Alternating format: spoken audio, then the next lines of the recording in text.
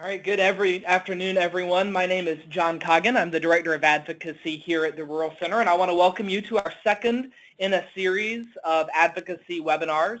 This installment is going to be focused on something we've all been hearing about recently, and that's the rural-urban divide. Only today we're going to be thinking more about how we can bridge that rather than perpetuating it. Before we get started, I'm going to move right past my picture and get to housekeeping items. If you have any technical questions throughout the time, please give our main line a call. That's 919-250-4314. We have staff ready and willing to help you out with any sort of technical issues that you might have. If you have any content questions, though, please look at this great graphic that has a question mark, the questions bar circled. Please feel free to use this feature throughout the time to ask any questions that you might have about what we're talking about. We're going to have a formal Q&A section at the end, but if you can populate that panel with questions throughout, we'll be able to hit the ground running at Q&A when it's time. I also want to call your attention to the handouts section. You can find these handouts, several things we're going to be talking about, including our PowerPoint presentation for today for download during the webinar there. Most of these will probably be available in some form or another afterwards, but it might help to go ahead and download those handouts while you're in the webinar. And then finally, everyone's line is automatically muted from our end, but just in case, it probably wouldn't help, since we are going to be entering questions via typing, for you to go ahead and mute your line on your end as well, just to make sure that we don't have any feedback. All right, with those housekeeping items out of the way, I'm just going to give a quick overview of what we're going to be talking about today. So I'm going to start with an update about what's been happening in our advocacy program since our December webinar. Then we're going to have a conversation with our great panelists about the rural-urban divide, and then we're going to finish up with your questions. So the time that we spend on that Q&A section is completely up to you. We will stay here for almost as long as you have questions, but we will finish up everything by 4:30, so that's right at 90 minutes in total. So let's begin by bringing you up to speed with what's been happening since December. If you've signed up as a Rural Counts advocate, you already know a lot about this, and if you haven't, here's a link. So please go online to this shortened link to sign up to be an advocate. What does that mean? Basically, it means that you're going to get our monthly newsletter, giving you updates about policy, news, events that's happening here at the Rural Center, some really great data analysis by Jason Gray, who you're going to be hearing from later, and ways that you can get involved at home or at the state or federal level to make a case that rural counts in North Carolina. We won't pepper you with lots of spam. We'll be cautious about how much we spend, but this is your best portal into getting connected into our program. So what's been happening? Again, if you are signed up as a Rural Counts advocate, you're going to have heard about a lot of this, so I'm not going to spend a lot of time today giving you intricate details. But I want you to know that we are working on a host of issues. You'll find in one of your handouts the 10 major strategies that we are following as part of our Rural Counts program. And then in particular, in 2017, we're seeing a lot happen along the issues that you see on your screen. As sort of an early win, one of our top priorities for this year was going to be having some rural-specific representation on the North Carolina Department of Transportation statewide working group. To date, there has been no rural-specific representation, and we're pleased to announce that the Rural Center has been recently offered a permanent voting member position on that work group. So working with you, we're going to have more of a say on which of the projects of statewide importance get funded and making sure that we're representing all of our communities well in that. We also see a lot of action happening in the state level around several issues, including broadband, infrastructure, and opioid abuse. If you want to look more deeply into that, another one of the handouts today is our bill tracker. So we have the wonderful Sarah Stuckey on our team is tracking everything that's happening down at the General Assembly and then classifying the bills that are moving through the legislature according to our 10 rural count strategies. Our most up-to-date version is one of the handouts today. We hope that you look through that and see what's happening. And also keep looking at our website, because we'll update that at the first of every week. So another one of our big programmatic initiatives this year is what we're calling our Rural Road Trip. If you remember, when we were first developing rural counts and the strategies, we spent a lot of time in communities around the state hearing what the biggest issues facing our rural places were. We developed that into the 10 strategies, but now that we're trying to put some of these ideas into action, we want to go back out into communities. And our president, Patrick Woody, and I are on a mission to visit every single one of the 80 counties that we serve in North Carolina. You'll see from this map that we've just gotten started. We have about 9 meetings done where we have gathered a group of citizens and leaders in education, government, business, nonprofit to hear, based on those 10 strategies, what's working really well in these counties, and then what are some ways that we can work together to make things even better. So if you are signed on to this webinar and have an interest in participating or helping schedule a meeting in your area, or if you're even if you're in one of the counties that we've already visited or in a county that we consider non-rural, we would always love to come make a presentation, talk about how people can get involved. So please reach out to me about being part of this rural road trip.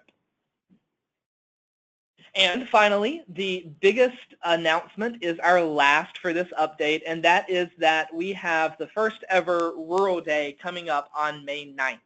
This is going to be our chance to put rural North Carolina's best foot forward and send the message to our state leaders that rural counts. I hope that everybody on this call can be there in Raleigh that day, and if you've got a bus, I hope you bring a busload of people with you. We're going to start the night, actually the festivities the night before over here at the Rural Center for an event we're calling Real Rural, Documenting Rural Life. We're bringing in a few filmmakers, documentary filmmakers, who have featured rural North Carolina communities in recent works. And so we're going to start with a meet and greet reception featuring some good local North Carolina food and drink. And then we're going to have a film screening and conversation about what it means to tell the story of rural in creative and engaging ways. You don't want to miss that. Then, the next morning, we're going to have the main event. We're going to start at 8 o'clock in the morning over at the Museum of Natural History, where we're going to have Governor Cooper, Lieutenant Governor Forrest, and a host of other state leaders talk about their vision for rural North Carolina and hear about some really interesting things going on in communities around the state. Then there's going to be a chance for you to meet with your legislators to talk about what issues you're facing in your community, and also hear from organizations in healthcare, in education, and infrastructure and economic development in a rural fair that's going to take all 4 lobbies of the General Assembly to tell the story of rural. We're going to finish everything off with the big party over at the Governor's Mansion at 3 o'clock that afternoon. So all in all, this is going to be a day where champions from rural communities around the state are going to come and put forward a positive, inspiring vision for rural. Registration is completely free, and we hope to see you there. So that about does it for our updates of what we have going on here on the advocacy side. And now we'd like to turn our attention to the topic of today's conversation, the rural-urban divide. We've all been hearing about it over the past year, and particularly after the 2016 election. We've been hearing a lot about rural areas in the public discourse, from journalists everywhere. And we think that's great. Coverage about rural and the particular issues that rural faces and the opportunities for further economic development is a wonderful thing. But here's the problem. Much of that attention has been framed in terms of a divide between rural and urban areas. Many analyses that we're hearing treat the issues facing our communities as a zero-sum game, where either cities or small towns will win, or as battles between competing interests and worldviews where cooperation isn't even on the table. What's more, many of these descriptions take this divide even further, presenting cities as shimmering, prosperous, enlightened places as opposed to the decaying, impoverished, desolate rural communities. This is where we see that divide as being particularly troubling. Now, everyone on the call knows that the truth does not fit those paradigms. All of our communities, both rural and urban, have great assets, and they also have their own struggles. So we're not going to spend much time today breaking down the problems with that sort of framework that I just described. But the question remains that we want to dig into deeper about the divide itself. Are the needs of our communities so different that we no longer have a shared fate? When resources are limited, do we really have to pick between winners and losers? That's going to be the topic of today's conversation. First, we're going to dig into the idea of this divide between rural and urban and what it really means. Then we're going to explore what actual connections there are or might be created to start bridging that divide. And finally, we're going to start a conversation about ways that we can strengthen those connections and bolster relationships between people in rural and urban areas. And we want to emphasize that this is just the start of a conversation. I also want to start off by sort of giving a quick definition of what we mean by rural and urban.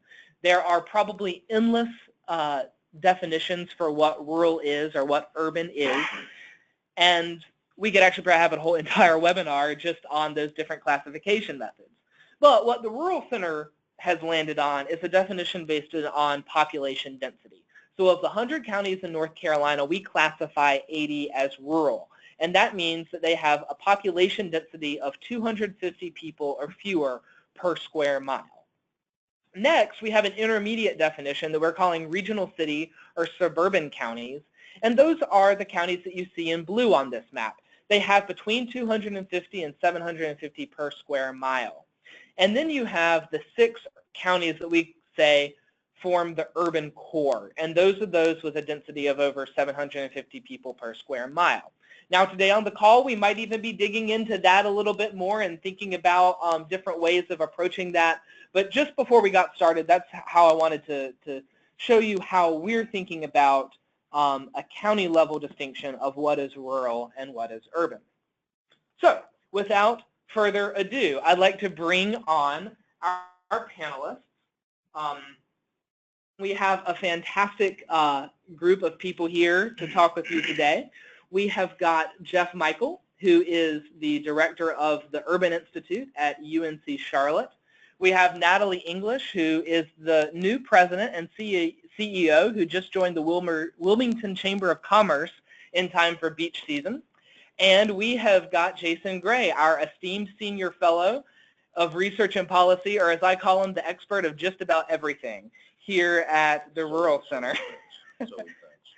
So we have all 3 of these folks here today to have a good conversation. I think you're going to see that all of them have really interesting experiences on both sides of what we're calling that rural-urban divide.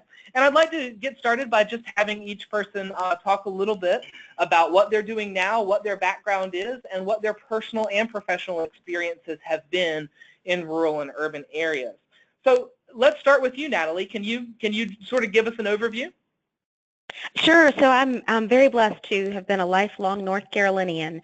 I was actually born in Cabarrus County, and as my parents migrated back to Halifax County, where I grew up and spent, until I went off to college. So then I had the opportunity to move to Raleigh. So a little more urban feel, although back in the mid-'80s it didn't feel quite as urban as it does today. And then spent 13 years in Raleigh total, and then spent the last 20 in Charlotte, obviously the most urban community that we have in North Carolina, and only recently, about 6 weeks ago, moved to Wilmington for this opportunity here at the Wilmington Chamber. And so I still go home to visit family in Halifax County. I think I have a great appreciation for the challenges and I think the opportunities that we have in our rural communities, I think that they complement, or we should be working to make sure that they complement the urban areas. I think that from an economic development perspective, we have a state that is second to none in the kinds of opportunities we can offer businesses, and I think my experience will help with that. And I feel a tug at my heart about it, and feel passionate about finding solutions, whether it is partnerships between urban and rural areas, or policies and things that that will certainly address the needs in rural areas while still addressing needs in urban areas also. And so I'm passionate about making these connections and tearing down the divide, the wall that divides us. Great. Thanks, Natalie. Jeff, can you give us an introduction to you and your work? Sure, and thank you, John. And like Natalie, I'm pleased to be a part of this group and this conversation.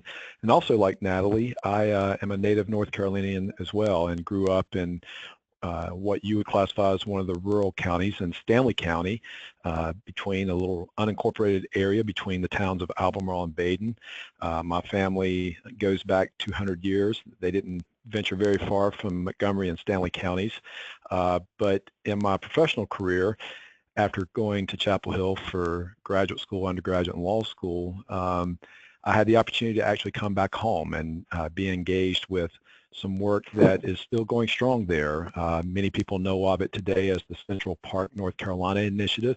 At the time, we were calling it something a little more clunky called the Yadkin Lakes Project, but it really was a place-based economic development approach to look at a number of counties that were on the margins of urban areas, and we're trying to better understand how they might tap into their particular and unique assets as opportunities for economic renewal.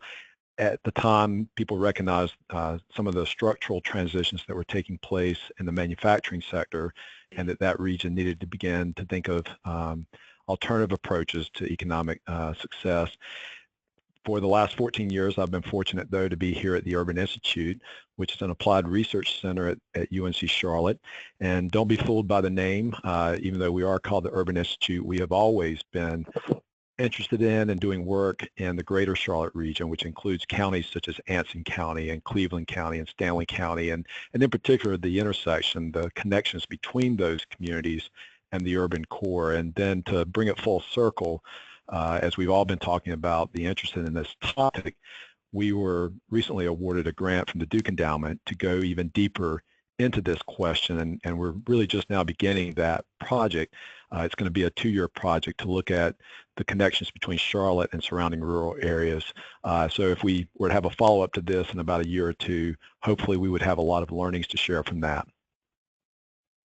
Great, thanks, Jeff. And like I said, this is the beginning of the conversation, so hopefully we'll regather sometime in the future to hear what you've found through that project. Jason, like to take things to you next. Okay.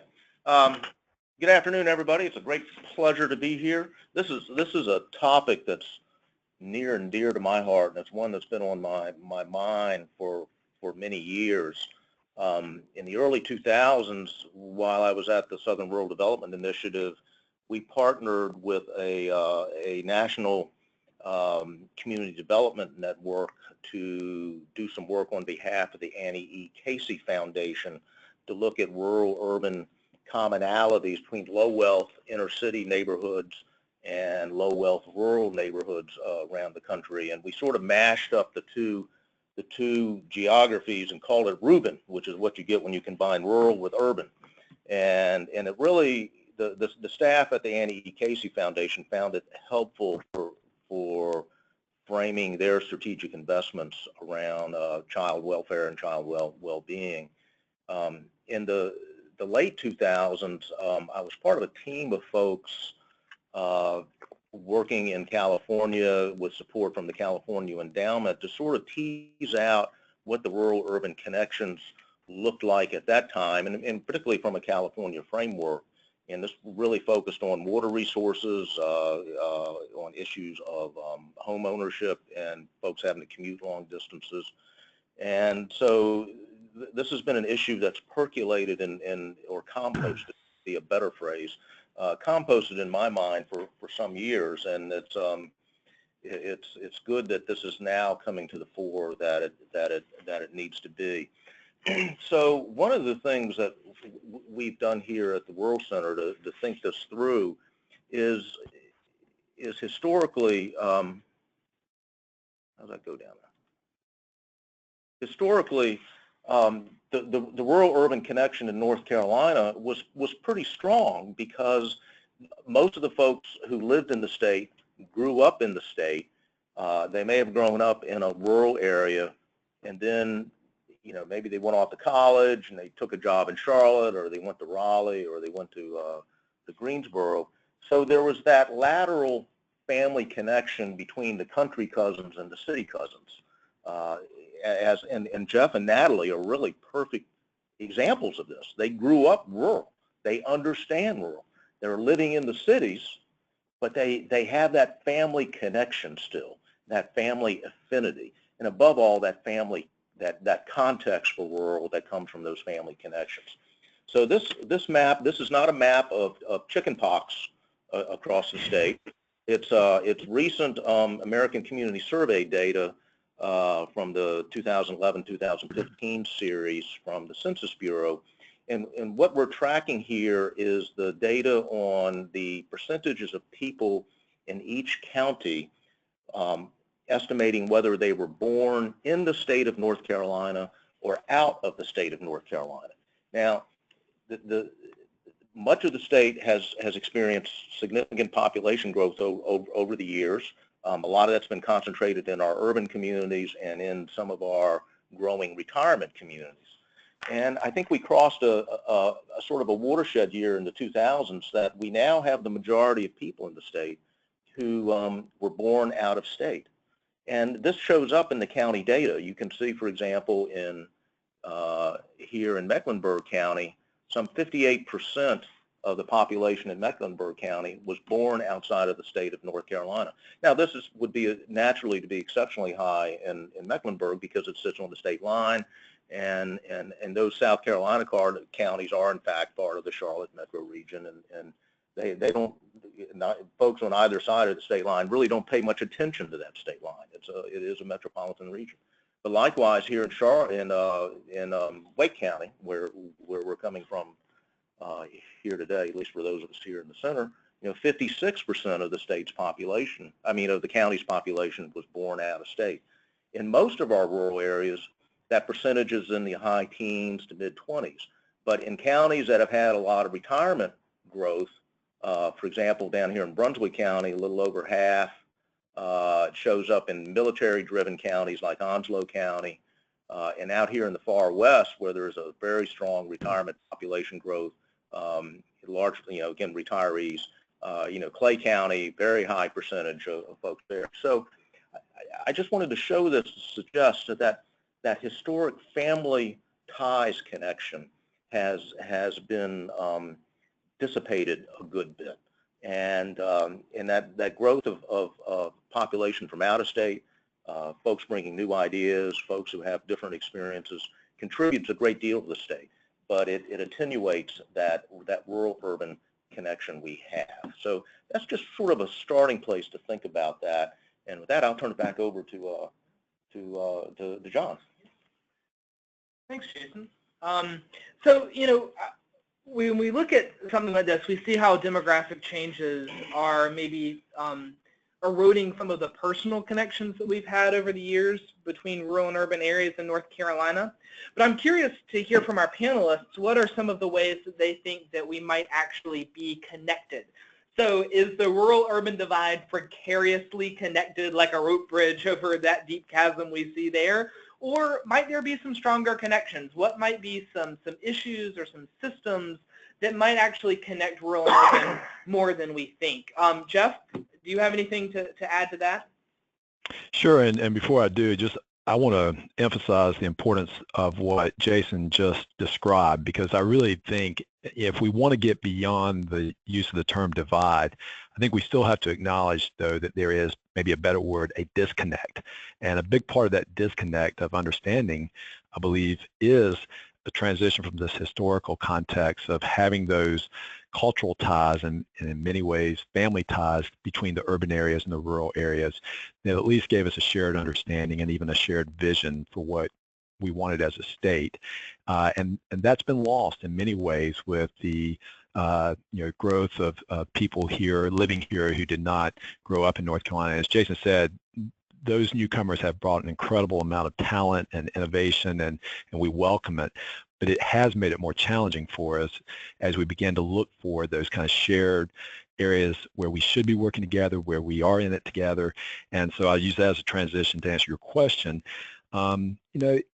What ties us together is the same that tied us together 20, 30 years ago. It's the natural resources in the rural areas, whether it's agriculture and food production, our water resources that not only provide drinking supply, but also in many places here in North Carolina, they provide hydroelectric power, the forest, but even recreational opportunities that manifest themselves economically in terms of tourism and places for urban dwellers to escape. So those things have not gone away. I mean, they are still there. The place where I think we are probably more challenged than in the past are the old traditional economic supply chains. When the big three legacy industries of textiles and furniture and tobacco kind of ruled the day here in North Carolina, there were a lot of related industries for those. It was not only that many of the factories were distributed across the state, but there were a lot of support industries also. I mean, my grandfather was a fixer at the hosiery mill in Troy, and that's not typically what we think of as someone who works at a textile mill, but there was a whole number of industries, a range of industries that were supporting that textile industry. Those have been lost, and probably I think this is a big part of our trying to understand what still ties us together. My guess is there are still many linkages in manufacturing and in other sectors, but we're probably not as familiar with them. They're not as obvious to us. And so, what was always important is still important, but we maybe don't have as great an understanding and appreciation of those linkages as we did in the past.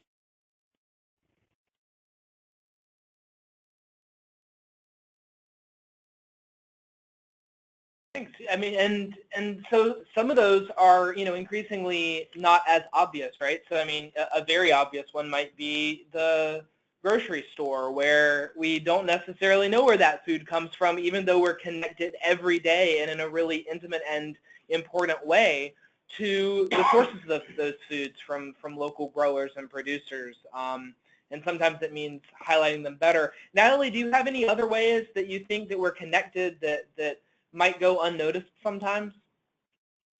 Well, I do. It's funny that you said food because I had added that. We didn't talk about that the last time we talked, but we have a Leadership Wilmington class here that the chamber leads, and they heard from Congressman Rausser's local staff person yesterday that agriculture is still the #1 industry in North Carolina from an economic impact perspective, and they were shocked. There are 50 well-educated people living in North Carolina. Some certainly knew, but that did not know that. And so I think that the connection to the more ag, rural-oriented economies is one that I think we're not teaching folks who either move into North Carolina and especially into urban areas, but even children who are coming through school in North Carolina, that if they don't grow up on a farm, they probably don't even know what the type of farming that is happening, and especially food production.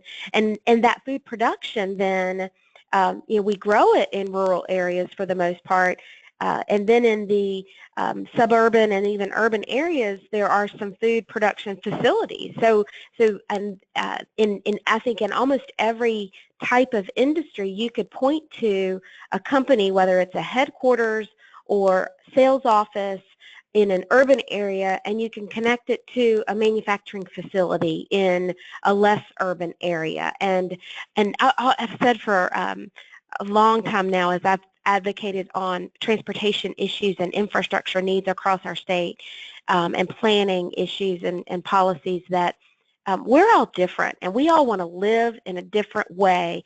And for North Carolina to be successful, we want to be attractive to folks who want to live in a center city in the top of a high-rise condominium building, but we also want to be attractive to the person who wants to own acres and acres of land and not see their neighbor unless they get in their car, and everything in between. And so I think for us to continue to have a successful, growing economy in North Carolina, we have to offer both.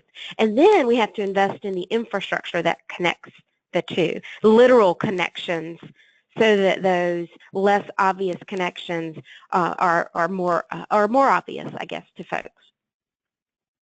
Yeah, Natalie, it's Jason. I can, all I can do is just really put an exclamation point on that. I mean, from one who has looked at mainly at the rural economy, I mean, I was astonished to learn that Mecklenburg County, the most urban county in the state, I think Yep. is I can't remember the precise numbers, either 5th or 7th in the state in ag-related manufacturing. So there's Right. a lot of production work going on there, and I would have never ever had thunk that. I know. And then the other statistic people don't know about is that Mecklenburg County is actually the #1 for manufacturing jobs in general, which is shocking when you think you see that lovely picture that John had on a slide a couple slides ago. It's beautiful, but that's not all there is to Charlotte or to Mecklenburg County. All right, we're gonna move on here a little bit and sort of tease out how we see these connections and how our definitions help or hurt how we see able to see the rural connections across the state. So the obvious connections everybody gets is just the commuter labor shed. So very quickly to show you 2 maps we put together here at the Rural Center to show the counties in brown being rural counties that are within the labor sheds of, in this case, of 3 of the 6 counties we call urban. You look at New Hanover here, Wilmington, pretty large labor shed going up the I-40 corridor. Obviously, the biggest numbers from Brunswick County, over 10,000 people, and 10,000 people from Pender counties. These are counties we're still counting as rural, but they're suburbanizing pretty quickly. But even up here in Duplin County, estimated 900 people from Duplin County driving down to Wilmington every day. And you see these connections. The footprint in the Guilford area is a little bit smaller. The footprint for Winston-Salem extends up to the north quite a bit. Over 4,000 people coming from I guess that's Surrey County, 5,000 from Yadkin. So it's a pretty broad connection. And here, looking at Wake, Durham, Mecklenburg counties, it's interesting here again to see the very broad spread in the Triangle counties. And what's interesting to me is to look at the footprint is generally smaller in the Mecklenburg counties, and what it's showing is the whiteout space around Mecklenburg proper are those suburban counties that ring Charlotte. But that connection, I mean, for example, okay, Jeff mentioned he had grown up in Stanley County. Every day, the estimate is that 3,200 people or so are commuting from Stanley County down to Mecklenburg.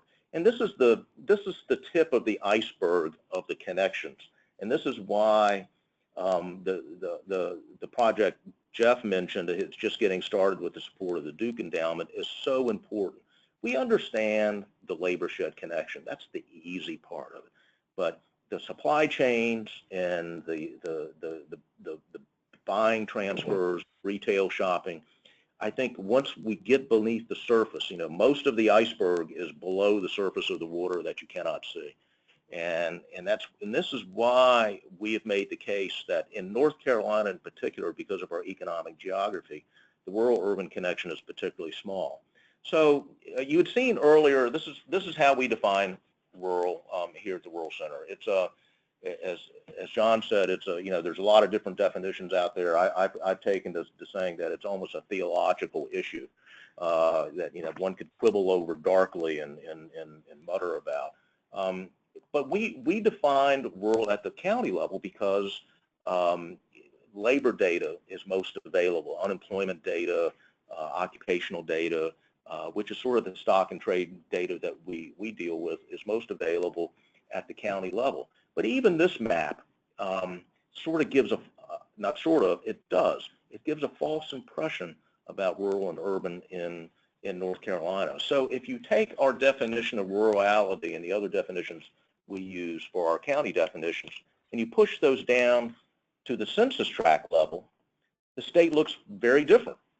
And what you see is in square mileage area, 84% of the land area of the state is rural.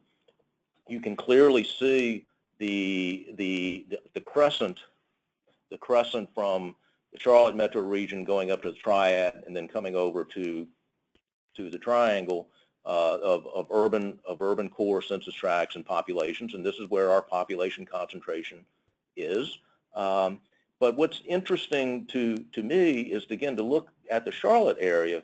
Okay, so this is the Charlotte, the greater Charlotte area using our county definitions. Again, you can see the suburban counties in light brown, Mecklenburg at the core, and then those three counties in South Carolina, two of whom are rural. But it's when again you look at it at the sub-county level, you see a lot of rural areas that are in fairly close to Charlotte proper. These are maps we shared with the Charlotte City Council in a briefing that they invited, and it's how we met Jeff and Natalie, I guess back in February now. Charlotte City Council, to its credit, recognized that it needs to understand better the connections that are there within the region in rural and urban.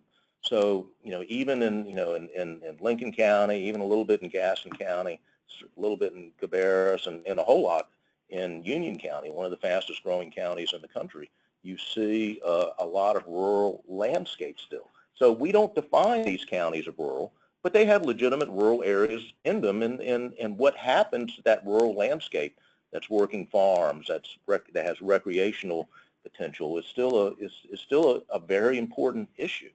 So for example, here's the same map, but we have overlaid on it. These are the location of farmer vendors who are part of the Charlotte City Market. The city manager, the manager of the Charlotte City Market provided this data to us just at the zip code level. And you can see, a number of farms out here in Union County. There's actually, interestingly, a number of urban farms in Charlotte proper. Again, who would have thought about that? Is it herb gardens? What is it? I wanted to know more about that. But you can see the spread that even well outside of the Charlotte region. Now, this is out here in Anson County, so that's but in Montgomery County. So that footprint is quite significant. So it just reinforces for us that, again, this is the tip of the iceberg in understanding that there's really tremendous connections between rural and urban North Carolina, and that's perhaps easy for us to take for granted. Jason, this is Jeff. I wanted to follow up on that because everything you said is so true. And here in Charlotte, one of the things that we have noticed that's emerging, for many years, those commuting patterns were into Center City Charlotte, where most of the jobs were for the most part. But now we're seeing new employment centers that are pretty significant in their own right emerging. For example, in the North Mecklenburg and Southern Iredell County, where Lowe's corporate headquarters moved from Wilkesboro, and you have a place like Davidson College and other smaller corporations, Ingersoll Rand, not a small corporation, but a large one. Same thing happening in Southern Mecklenburg County going into South Carolina in the Lancaster Panhandle area. The point there is that as these grow in terms of their employment base, that commuter shed, the labor shed, extends even further out. So suddenly a place like Alexander County and further out towards Hickory are now part of that commuter shed as well. And we recently did an affordable housing study for the town of Davidson, a suburb of Charlotte, still in Mecklenburg County, but near the Iredell County line, an affluent community with a college there. And they were really interested in the question, can we still provide affordable housing? And the real takeaway from that study was Davidson is not an island. People are finding affordable housing within a 10, 15-mile radius of Davidson, even though it's in Mecklenburg County. and many of those places in that 10 to 15 mile radius of Davidson are very rural in nature, and I think that's your point, whether it's northern Iredell County or eastern Union County, and yes, even up into Alexander County, there are very rural areas that are still very much connected and growing in their connections to the urban areas of the state. Yeah, and that's why it's important for these rural areas, enclaves, or the outer edges of suburbanizing counties. It has to be a conscious decision. Do we want to stay rural or not? You know, all the accidentally great rural places have been discovered, and for those that remain, whether they're close into the city or more isolated, the choice has to be what do we choose to become? And that's a really important question, because we see it here in the Triangle, certainly, with our, you know, the suburbanizing edges of Wake County that just 5-6 years ago were still fairly rural, are suburbanizing, and if we want to keep it rural, we want to have to actively work towards that.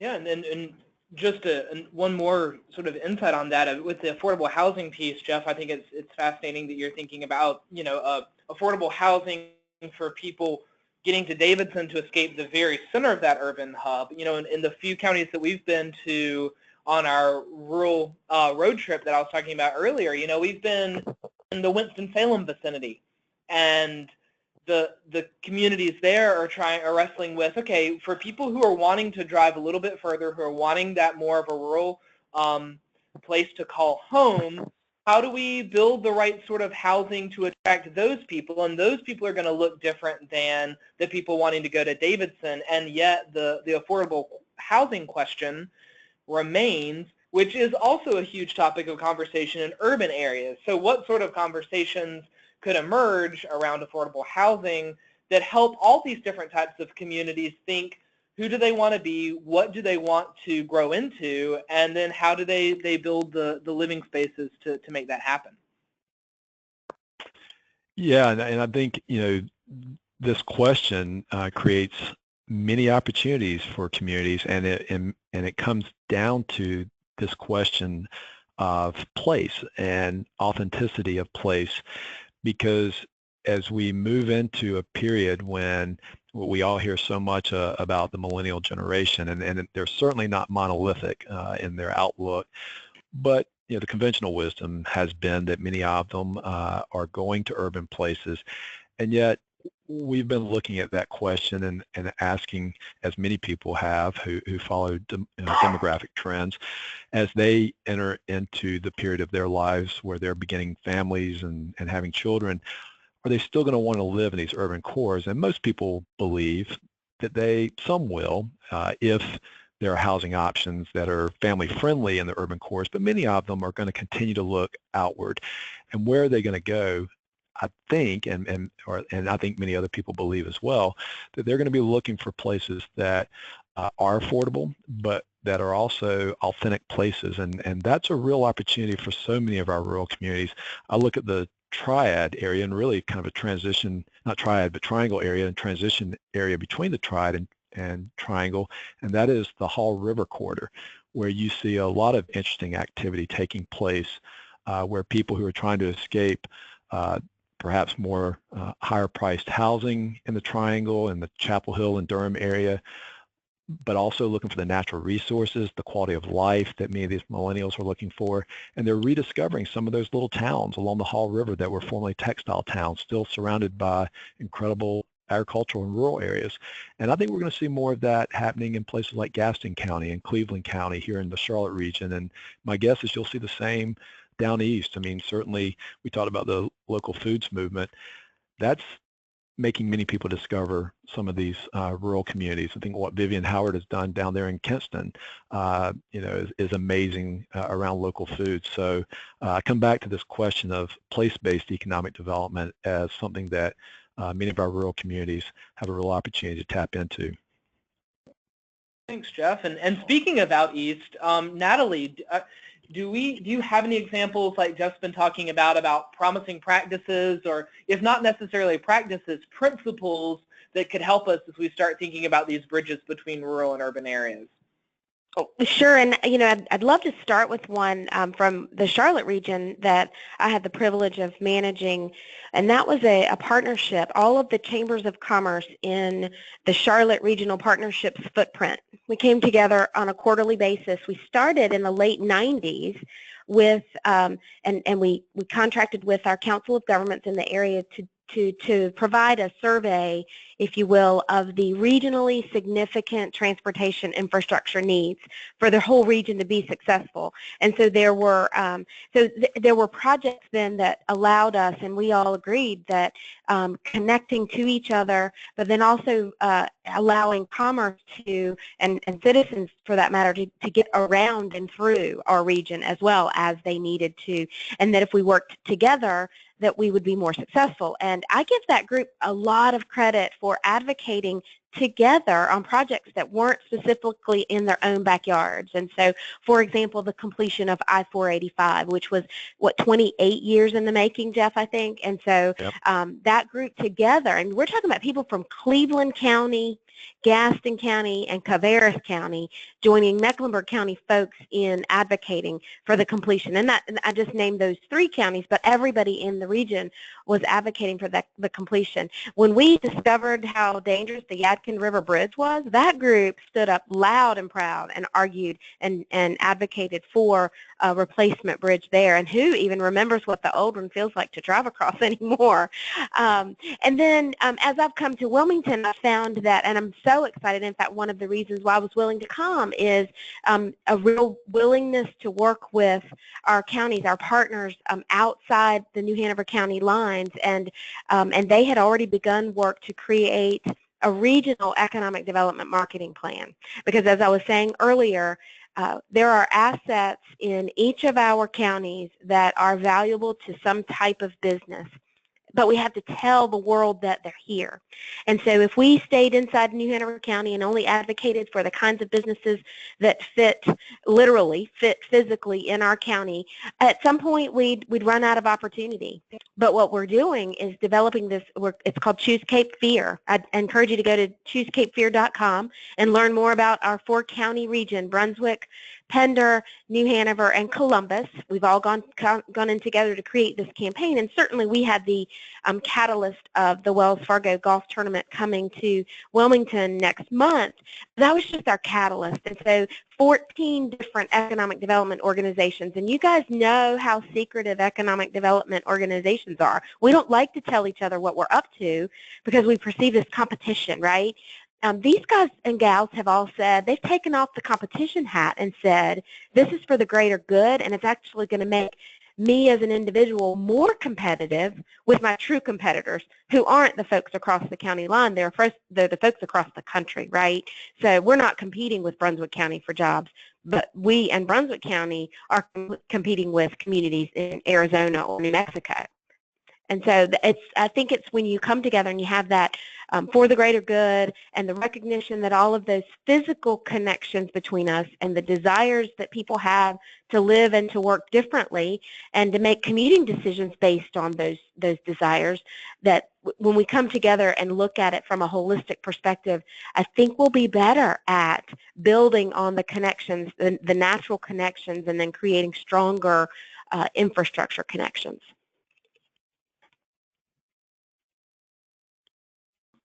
Natalie, I'm going to go right back to you, actually, and ask, because you're originally from Halifax County, which isn't completely, outside the periphery of some of the urban cores like Wake, or even you can think about people, but it's certainly not like a Brunswick or a Pender, which share borders, New Hanover and Wilmington. Either from that perspective or others that you've encountered, what's a county to do that's not necessarily part of an obvious metropolitan region? How do they foster connections? So I think that certainly taking advantage of folks like Jeff or me who are in lines of work. We come from those places, right? And so if my dad does not let me off the hook, I promise you. He still lives in Halifax County, and he calls me and says, I know you know the governor. You need to call him and tell him we need so-and-so. And I say that with a little bit tongue-in-cheek, but he really does do that. And on occasion, I'd call the governor and say, dude, I need you to think about where I grew up, and this is what they're facing, and what can we do to address that? And so taking advantage of those people, right, that they groomed. They, folks in Halifax County raised me up, and so now I ought to be paying back, right? And so that one's a little harder. You lose contact with people, and yet I think it's a valuable connection to maintain. But then, so when I was growing up in Halifax County, and you mentioned the triangle, and yes, physically the triangle was close, and yet for whatever reason, and I still reflect on this, we had a closer connection to communities across the state line in Virginia. I don't know why. But we did. And so when we went shopping, we had our choices between Raleigh and Richmond. And, 6 out of 10 times we were going to Richmond instead of Raleigh. We were going even more often, though, to the Hampton Roads area. And so I reflect a couple of years ago on the transportation vision that former Secretary Tata and former Governor McCrory laid out for our state's transportation infrastructure. And finally, for me, we got it in my mind. Not that it was all right, and not that there might have been something in there that somebody didn't like, but we were looking at our state as regions that didn't necessarily stay inside the state lines. And if you talk to any business who's considering relocating, they don't care if they're locating to let's say Dare County or the Hampton Roads area.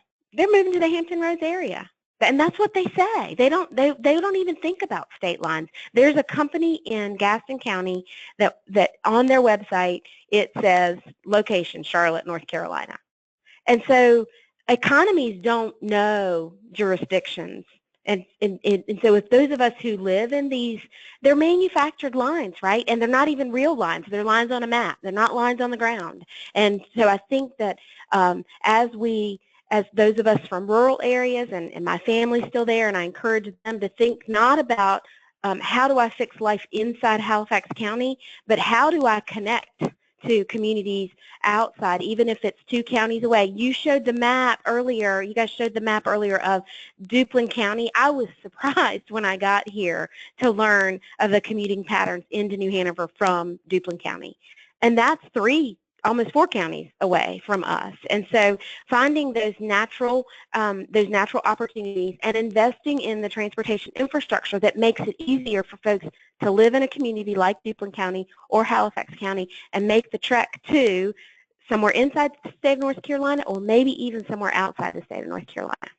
Yeah, those are great observations, Natalie. I know the transportation vision plan done by the McCrory administration was really just excellent. I mean, it's an excellent far-sighted plan, because it really does reinforce those economic connections between urban and rural areas. I mean, the future I-74 corridor between Charlotte and your new hometown in Wilmington, yes, is a critical connection both for the cities, particularly now that the state port there in Wilmington is being upgraded. I heard a presentation recently on how that turning basin is going to allow so much more tonnage to come in and out of Wilmington, and how that interstate corridor will help reinforce that connection into Charlotte, which may be otherwise sending right down to Charleston or to Savannah. So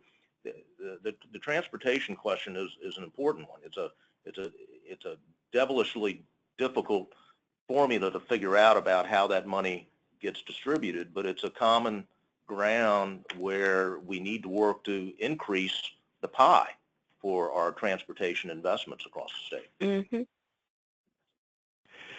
This is Jeff, thinking about this question of counties that perhaps are a little further out from the urban cores. As we've been preparing for this project we're getting ready to do with the Duke Endowment Funds, I've been trying to read up on some of the good literature out there on this issue of urban-rural connections. And there was a great report that came out back in 2008 through the Aspen Institute, and North Carolina was very well represented on the research team. Our fellow panelist here, Jason Gray, was on that group, as was Mickey Sager from the Resourceful Communities Initiative of the Conservation Fund here in North Carolina, but also Brian Dobson, who Not many people yet know of Brian. He may even be on this call, but he was for many years director of the Institute of Public Policy at the Truman School of Public Affairs at the University of Missouri, but recently retired to North Carolina and is now affiliated with the School of Government at Chapel Hill. And I mention all that because in that report that the Aspen Institute did in 2008, they talked a lot about redefining identities and regions. And a friend of mine who is also from that part of North Carolina that so few people know about, we refer to it as the Uaris area along the Yadkin River. We kind of joke about being boundary people, people who, are one of those places that when you look at all of the various geographic units, whether it's through the Department of Commerce, or the Transportation, Department of Transportation, you name it, they use that river as a dividing line. And clearly all of those counties in some way identify with one of the nearby metro regions, even if they're not right adjacent to them, just from media markets, which TV stations do you watch, which daily major newspaper do you get, they all identify either with Charlotte, the Triad, in the case of Montgomery and Richmond County, sometimes the Fayetteville, Pinehurst area. But the project I mentioned earlier during the introductions that I was a part of, which is now known as the Central Park NC Initiative, was really, I think, a brilliant project in terms of concept in what the Aspen Institute was talking about, redefining identities and boundaries. It doesn't mean you no longer connect with those traditional urban areas or regions that you have historically associated with, but you do begin, if you're going to be successful, I think you do need to begin to look at what are the common threads that tie you to other boundary communities and boundary counties. And in that case, it was that river system. It was not only the river system, but it was some of the other natural and cultural resources that were connected to it, from the Uwharrie National Forest to the Seagrove Pottery area, state parks, historic sites. And it was around that shared identity that they began to build a place-based economic development strategy that was in part based on heritage tourism, ecotourism, very similar to what Becky Anderson and her team did for several decades in Western North Carolina with Handmade in America. And I think that's really important for these counties that aren't as close to an urban core, but maybe somehow are still within its orbit, to begin to think about what are the shared characteristics they have with other counties on the other side of that boundary. And my guess is they would probably find that they have quite a bit to start working with in terms of building the infrastructure for a new economy, but also to market themselves. And the final thing I would say about fluidity, a term that I've also been reading about, this notion of fluidity of identity. We began this conversation with Jason talking about the city cousin, country cousin phenomenon. And yes, we do have so many newcomers here in North Carolina where we have lost that, but we still do have people like Natalie and myself living in these urban places, but mentally and culturally still very much connected to our hometowns and our home communities. And I was really fascinated. I think it was about a year ago, a friend and a colleague who is now working in Warren County used social media basically to put out a call for folks, and I'm not sure who really sponsored the event, but it was basically, if you're home for Thanksgiving, come join us to talk about the issues facing Warren County. We'll update you on what's going on here, and hopefully we'll benefit from your wisdom and whatever talents you have to bring back here. And I thought that was such a brilliant idea, because technology now gives us this opportunity wherever we live to have this fluidity of identity, and I think is potentially a place where we could really begin to build some of these bridges between urban dwellers and rural dwellers. Yeah, that's an excellent point. Jeff, that is fantastic. I mean, that's such a great idea, and it provided such a great segue into what we really want to close with, which is how do we foster some of those connections if people don't quite recognize what they have in common, or if they feel disconnected from their hometowns or rural places where they grew up. What are ways to strengthen those connections and sort of complete that bridge between rural and urban? One thing that we've been doing at the Rural Center is trying to emulate that and talk about that, we're not just about the uplift of rural communities, we're for the uplift of the entire state, and that means making sure that rural and urban communities thrive alongside each other. Earlier this year, we were able to get our board chair and the mayor of Asheville, who's the board of the Metropolitan Mayors Association, together to write just a fantastic editorial that was published in the News and Observer talking about how it's not a zero-sum game and there are many ways we can work together.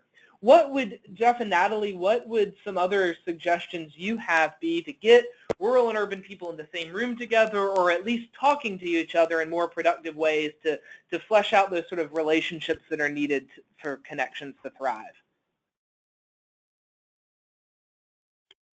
I guess I'll start, Jeff, and you pile on. And I think that you start small. I think that if, for example, if in the late 90s the Charlotte Chamber had, sent this note out to all the chambers of commerce in the region and said, come to our place because we're going to tell you how to fix everything that's wrong with the region, that wouldn't have worked. And so what happened is that someone at the Charlotte Chamber called a friend who happened to be the exec at a different chamber. So back then it was Carol Gray in Charlotte, and he called a friend who was working at a different chamber, and then a few years later his own Bob Morgan went to the Gaston Chamber, and so he was out in the region, and so it started a little bit small, and it started with people that you trust, right? And then it built from there.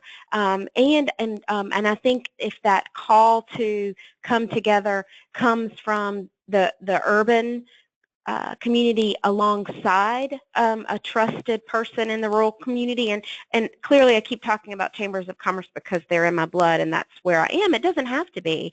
Elected officials can be. In fact, there was a fantastic elected official in Cleveland County who wouldn't miss one of those quarterly meetings we had about regional transportation infrastructure. Here in the Wilmington area, it's my understanding that some business leaders in Wilmington, the businesses were in Wilmington, but a couple of the folks actually lived outside New Hanover County, and so together they went. They've been going around to the counties, and that's how we got Brunswick, Pender, and Columbus to come together. But it wasn't, it wasn't a big public call to come to the urban core because we're the smartest. It was a call to come together to talk about solutions that then resulted in great solutions in both the Charlotte region and the southeastern, what we call Choose Cape Fear. So. Yeah, I think what I would add is really a challenge to my brethren in the urban areas. I mentioned earlier the example of the folks in Warren County inviting Native sons and daughters who were now living in urban areas over Thanksgiving to come join them over coffee and leftovers to talk about the issues of Warren County. I think in the urban areas we need to be more intentional about reaching out to rural communities and the leadership of rural communities to understand what's happening there and what their issues are. And the reason I say that is I come back to one of the things that tie us together as regions are the large media outlets. But increasingly, whether it's the large daily newspapers or the television stations, because of the challenges they're facing in their own industry, they're cutting back on their coverage of regional affairs and what's happening in surrounding communities and small towns and rural areas. And so it's more inward focused.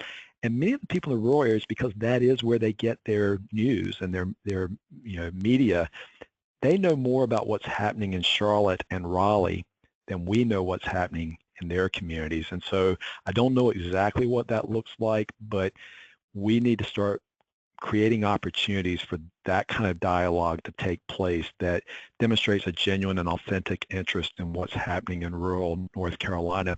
There was a great story, or for me anyway, as I was reading about in the paper last year, where one of our, it wasn't the chamber, it was actually our Center City partners, led one of these inner city visits to Denver, and they were primarily looking at and interested in what Denver and the greater Denver region was doing around transit. And as people came back and the leadership that went on that trip, we're talking about how they had this 7-8 county partnership that was funding commuter rail and light rail throughout the Denver metro area. Much of the leadership here in Charlotte was lamenting, like, well, how could we ever do that? Well, I think it begins by having those relationships in those rural communities. I'm actually an optimist. I believe that if we take them along with us on trips such as that, extend that invitation, and at the same time, go visit their communities in these rural communities. We'll start building those bridges that will help us together advocate in Raleigh and in Washington for the infrastructure improvements that will not only strengthen the urban areas with nice new toys like downtown transit stations and regional rail networks, but also the infrastructure that's critical to rural North Carolina.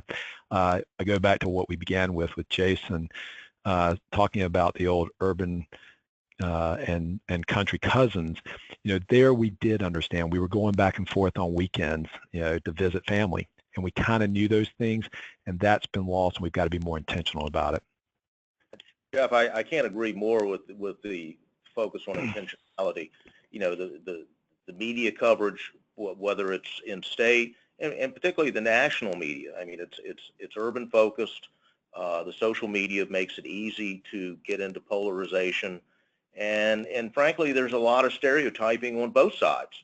I mean, there are a lot of rural folks who find it very, very easy to stereotype urban communities as being, well, that's where all the high crime is, and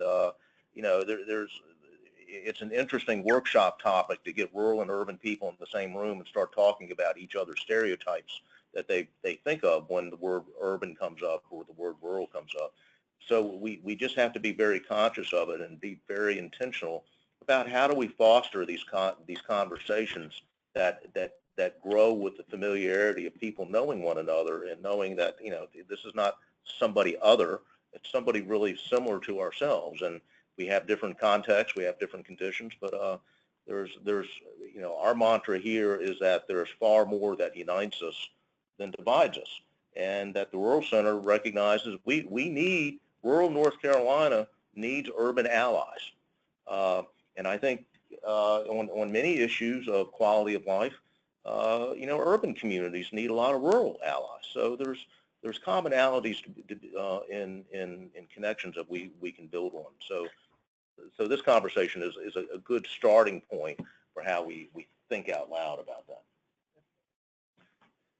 Well, I want to thank all of our panelists for really such great insight today, and we want to turn attention over to your questions. Feel free to use that questions bar to submit any questions to us, and we will see what we can do to answer your questions.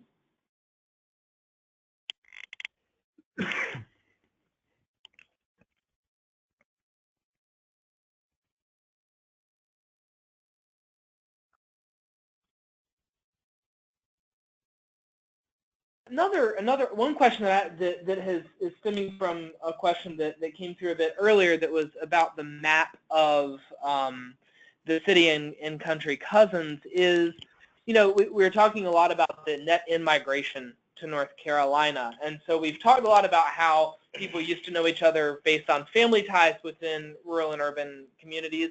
A lot of the net in-migration is to rural areas, some of it's to urban areas.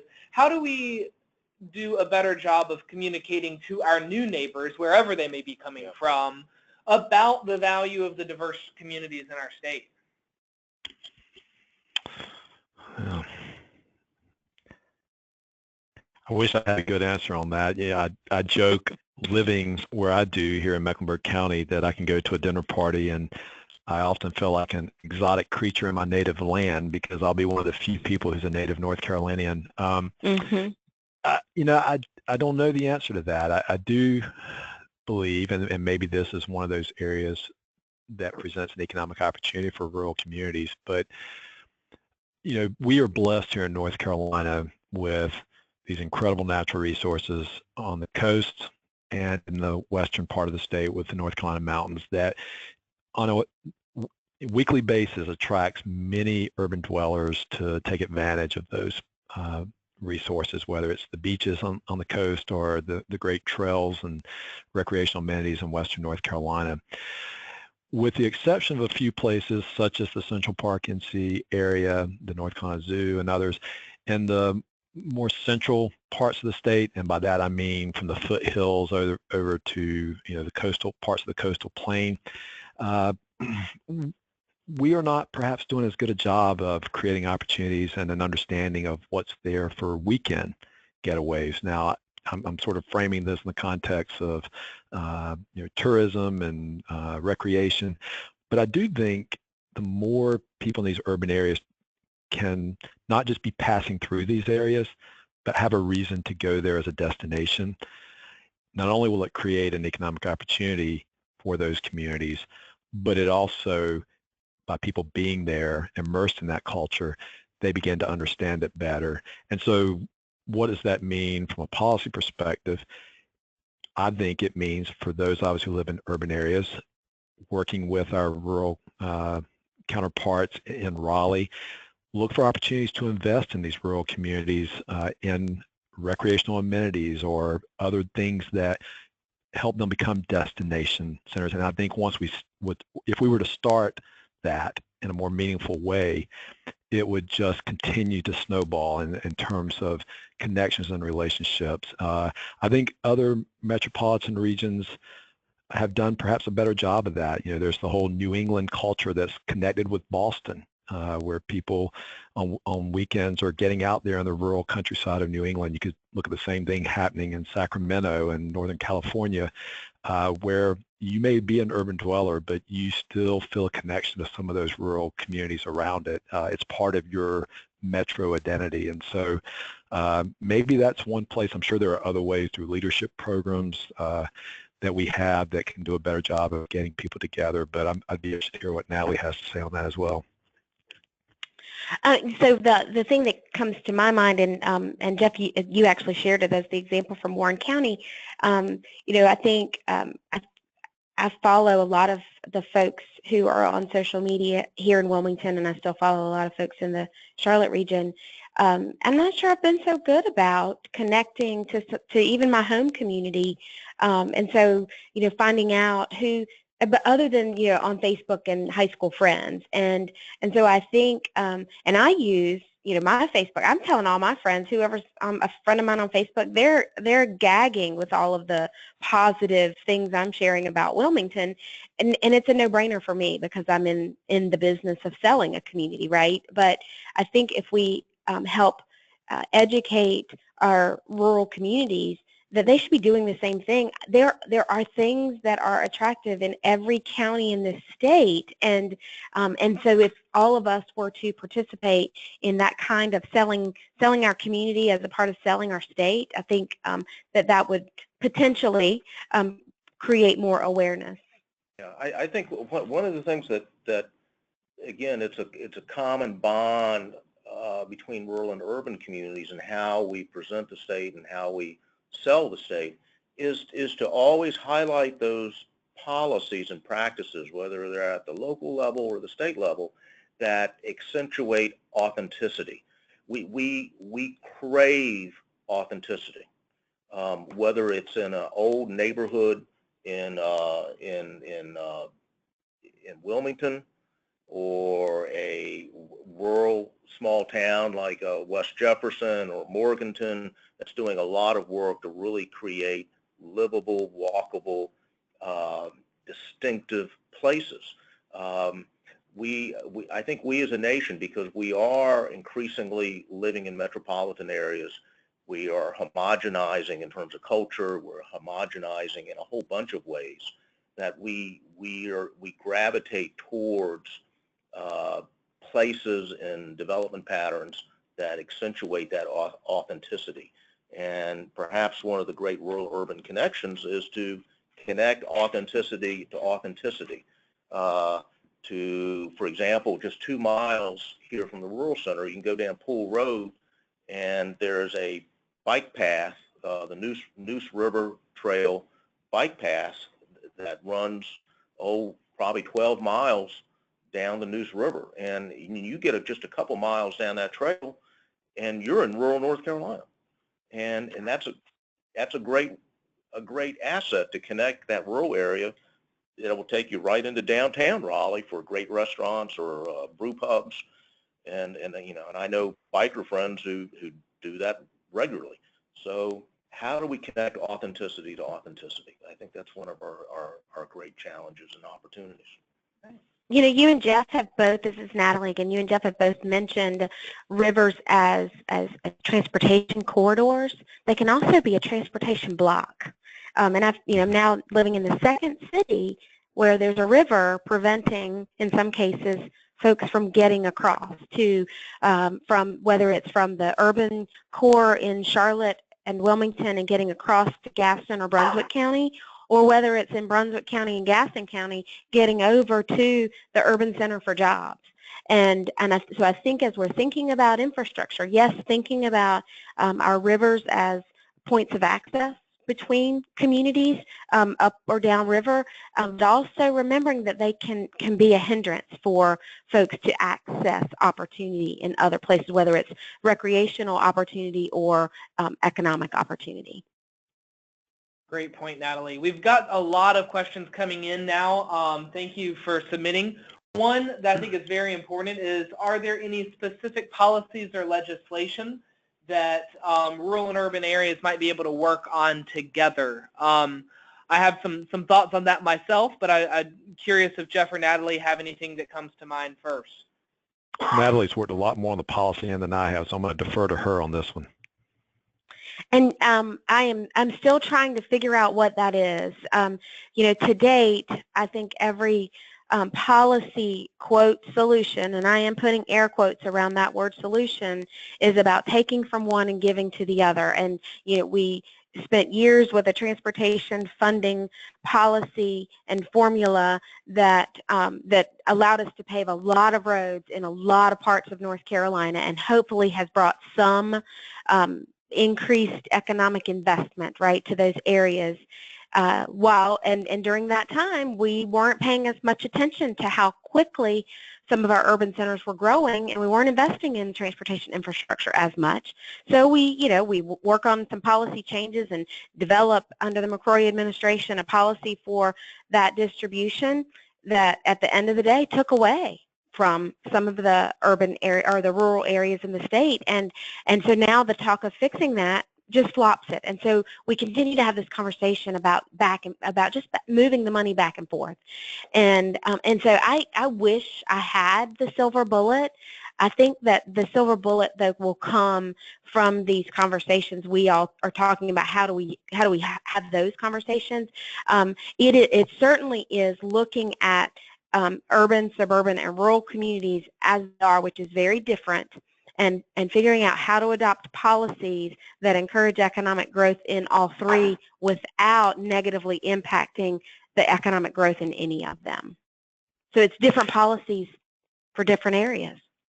Yeah, and I'll pick up on that because we could be here all day talking about policies, specific policies that might benefit either urban or rural areas in every sector, from transportation to education, et cetera. But one of the things that strikes me, and I'm now getting old enough that I've seen different leaders in their various roles through the years, and one of the things that I think we have lost is the ability of some of our legislators and leaders around the state to speak confidently about the interest of both rural and urban North Carolina. And we could probably all name, from years ago, certain individuals who might be from Union County but could speak eloquently and convincingly about the needs of Charlotte as they could rural Union County, and vice versa, someone from Wake County who can talk about what's going on in Johnston County. And I'm not so sure we have that as much, and I don't know if it's because some of our legislators are likewise newcomers, or if we're just not giving them the opportunities to become educated if they're from an urban part of the state and they don't have the same connections to the rural areas. So I think there's more work we can do where we have leadership wherever they're from who can and truly confidently talk about the needs of both, and then being able to do so can perhaps find that common ground where it doesn't make it an either or but a both and. Thank you for that. And one thing that I'll just throw as one particular policy that could get a conversation started that I think is going to get some good support. It has broad bipartisan support right now, is some legislation focused on the opioid epidemic in the state, and that is an epidemic that impacts rural and urban areas. So if we can't figure out the exact formula that right now that will help both rural and urban areas on transportation, we can recognize the blights that are impacting all of our communities, and maybe if we can start relationships to pass something like this STOP Act that you can find on your bill tracker, that's getting bipartisan support from rural and urban areas on opioids, then that builds the trust and that builds the relationships that then can lead to more serious conversations on things that have proved intractable in the past. So that's my 2 cents to end on that question. The next one is, if possible, even tougher. Thank you all for these great questions. The question is, how is automation in jobs likely to impact this divide? I think that's stemming from an idea that, and we've actually put out some data on this recently in our advocacy newsletter, is there is a growing trend of automation in many industries that makes it harder to predict what jobs are going to be out there in the next 10 to 20 years, and if jobs are even going to be available in the way that we think of it for many of our citizens in the future. So is that trend going to impact rural and urban areas equally or disproportionately, and how might that impact the sort of ways we're relating to each other across this divide? Yeah, I think it's safe to say that it impacts rural and urban and suburban areas considerably. I think where it varies is a function of the occupational mix of the data John is referring to as data generated by the Institute for Emerging Issues, their last Future Work Forum a year ago, February, which we've been thinking about a little bit more. It's going to affect everybody, and I think it's an issue whether we live in Scotland County or whether we live in Forsyth County. Our leadership at the state level needs to have in their forebrains, and that's supporting a first-rate K-12 system, our great community college system, or our UNC system. So I don't know. I'd be curious to hear from Natalie and Jeff on whether they see any variations on how that question plays out in rural and urban. Well, go ahead. I'm sorry. Natalie. Yes. So yeah, I think it's certainly going to play out, right? We know that. I believe one of the most critical components in this conversation is ensuring, while we invest in that education system, yes, if folks don't have access to technology, then that becomes an insurmountable obstacle. So I think that's paramount. But then, and don't tell anybody in Wake County, if anybody in Wake County is listening, don't tell anybody. But I've run into a handful, and they say there are several handfuls of employees of Wake County companies living and working in Wilmington, North Carolina. And so you talk about a commuting pattern, right? They have none because they're working either in their home or in a shared office space somewhere here in Wilmington, but their company sits in the Research Triangle Park. And so I see that trend as a tremendous opportunity for rural communities that have attractive ways of life, that slower pace, that ability to get to know everybody in your community that's so attractive to some people, right? Some people want to live anonymously in a big high-rise, but many people don't. And so I was so surprised by the numbers of workers here in New Hanover County who are employed by companies that sit in Wake County. And I haven't even checked on the Charlotte one. Now, of course, I'll call Bob Morgan and brag about that. But I think it's an opportunity, truly is, with that transition to more of those jobs that don't have to be done in a setting that with a boss sitting right down the hall. The only thing I would add, I don't consider myself an economic expert, but from what I've heard about automation, in many ways, the rural communities have already experienced it for the last couple of decades and what automation has meant to manufacturing and the loss of jobs there. But if we believe what we're reading, the next wave of impact in terms of automation is going to be on white-collar jobs, whether it's in the medical profession or the legal profession or financial services sector. And if that's true, the effects of automation are going to begin to hit urban areas in ways that the rural communities are already familiar with. If that is true, then it may make urban North Carolina more sympathetic and empathetic towards issues like job training programs and many of the programs, education that we talk about and have been talking about in rural North Carolina, because they're going to also be important to urban North Carolina. And I agree with Natalie, you know, it may also create opportunities because automation is about innovation, and with that comes opportunities for people who, going back to that concept of fluidity of identity, value both urban and rural communities and perhaps want a foot in both. Great. Well, y'all, this has been a fantastic conversation, and we have some really great questions that we're not going to be able to get to, but like I said, this is the very beginning of what we hope is a long conversation, both with Jeff and Natalie, but also with everyone on this call and all our advocates around the state, both in rural and in urban areas. So as we close today, first I want to thank Natalie and Jeff so much for taking their time in the midst of a busy schedule and as storms approach on the horizon to spend some time talking with us today. Thank you all for being a part of this, who called in, and I'll leave you with a few parting pleas.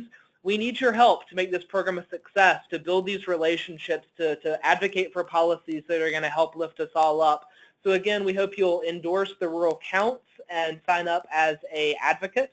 We hope you'll be here for Rural Day on May 9th and spread the word to people that you think might be interested in these issues and might want to get involved. My contact information is here, and so if you have some questions that weren't answered, feel free to shoot me an email and I can get them to the right people. But I'm just going to end with one more note of thanks to everyone involved, and I hope you all have a wonderful afternoon. Thank you. Thank you.